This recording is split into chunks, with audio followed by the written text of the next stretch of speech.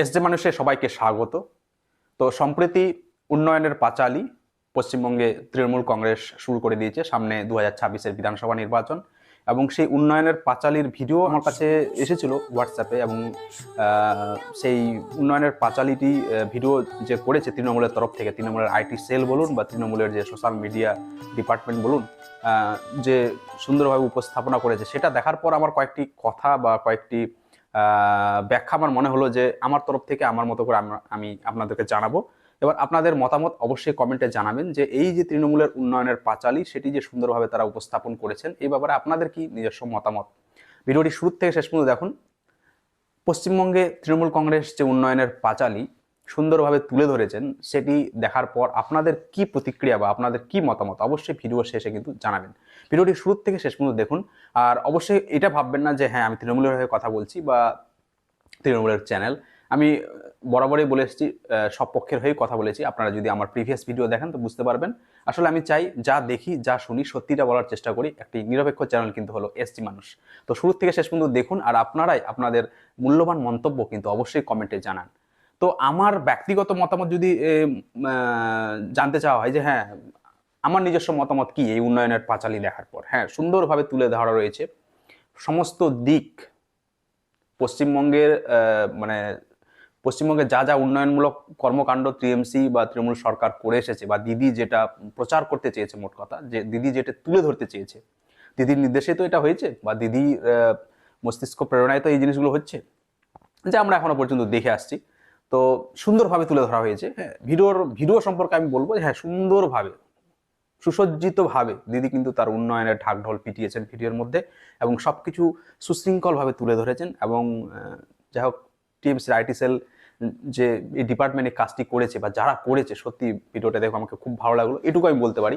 এবারে উন্নয়ন কতদূর কি হয়েছে বাস্তবিক, কতটি সামগ্রিক উন্নয়ন হয়েছে, কতটি লোক দেখানো না, কতটা ক্যামেরার ঝলকানি, বা কতটা সুন্দরভাবে সুন্দরভাবে তুলে ধরতে হবে, দেখাতে হবে বলে কি হয়েছে, আপনারা সেটা বলবেন। ইন্টারনেটের যুগে যে কেউ তথ্য পেতে পারি। আর আমরা তো মোটামুটি জানি যে টিএমসি সরকার কিন্তু কি বলবো 21-এর ভোট হোক বা এই সামনে 26-এর ভোট, বা তার আগে যে ভোট হয়েছিল 19-এর, তখন থেকেই কিন্তু টিএমসি সরকারের সাথে কিন্তু কি বলবো উন্নয়ন যেরকম ছিল তার থেকেও বেশি ছিল দুর্নীতির প্রশ্ন, দুর্নীতি, স্ক্যাম। তৃণমূলের বিভিন্ন নেতা নেত্রী কিন্তু বিভিন্ন কাণ্ডে জড়িয়েছেন, সে কয়লা হোক, বালি হোক, গরু হোক, চাকরি কেলেঙ্কারি হোক, বা চিটফান্ড কেলেঙ্কারি। তো এত কিছুর পরেও কিন্তু দিদির বিজয় রথকে থামানো যায়নি। এবং দিদির বিজয় রথকে থামানো যায়নি কেন, এটি আমি আলাদা একটি ভিডিওতে আলোচনা করেছি। আপনারা যদি না দেখে থাকেন এই চ্যানেলের প্লেলিস্টে যান, বা এই ভিডিওর আই বাটনে দেবো, সেখান থেকে আপনারা দেখে নিতে পারেন যে হ্যাঁ 26-এ টিএমসি কি আসছে, বা আসলে পরে কি কি কারণ হতে পারে যার জন্য টিএমসি কিন্তু আসবে। তো যাই হোক আপনারা ভিডিওটি দেখুন, কি সুন্দরভাবে তুলে ধরেছেন দিদি উন্নয়নের পাঁচালী।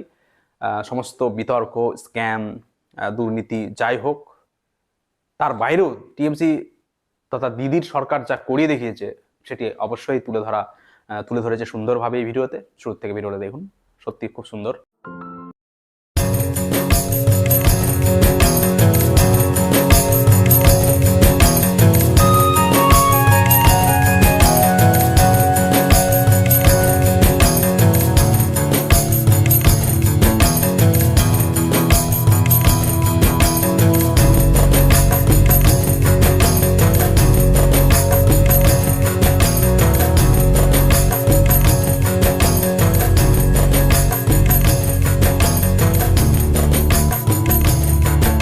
তাই অনুরোধ করব যে সকলে আপনারা একটু গলা মেলাবেন।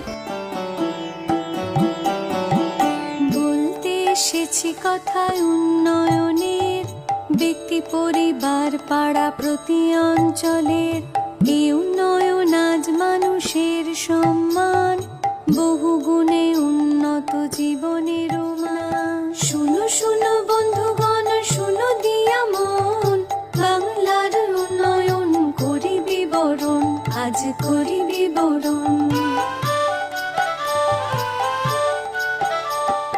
প্রতিটি পংক্তি এই পাঁচালী গানের, মঙ্গল হোক ঘরে ঘরে প্রতি মানুষের।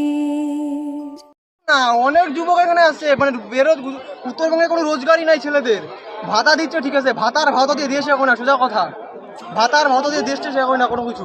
ওই মহিলাদের 1000 টাকা দিয়ে হবে, ঠিক আছে, আমাদের কোনো কিছুই হবে না। আমাদের ওই লাঠি ডাঙ্গা খাইতেই হবে। হায়দ্রাবাদে গেলে ওখানে লাঠির বাড়ি খেতে হয়, কলকাতায় গেলে ওখানে বলে উত্তর বাংলা তোরা ভিখারি, ওই উত্তর বাংলা ভিখারি বলে আমাদের লাঠি ডাঙ্গা মারে। যেখানে যাই সেখানে মারে। এখানে তো কাজই নাই, কি করবো? এখানে বাড়ির লোক বলে বসে আছিস, কি আছিস, বা এখানে বাড়ির লোক উল্টা পাল্টা কথা বলে, আর বাইরে গেলে রোজগার নাই। হায়দ্রাবাদে গেলে বলে বাংলাদেশি, বা গুজরাটে গেলে বলে বাংলাদেশি, আর কলকাতায় গেলে উত্তর বাংলা ভিখারি। কই যাবো আমরা এখন? এখানেও তো রোজগার নাই, কই যাবো আমরা? কিছুই তো নাই এখানে। তো এই অবস্থা আমার না, উত্তর বাংলা অনেক আমার বলছি যুবক আছে না, বেরোজগার, ওদের প্রবলেম এটা, কোনো কিছু নাই।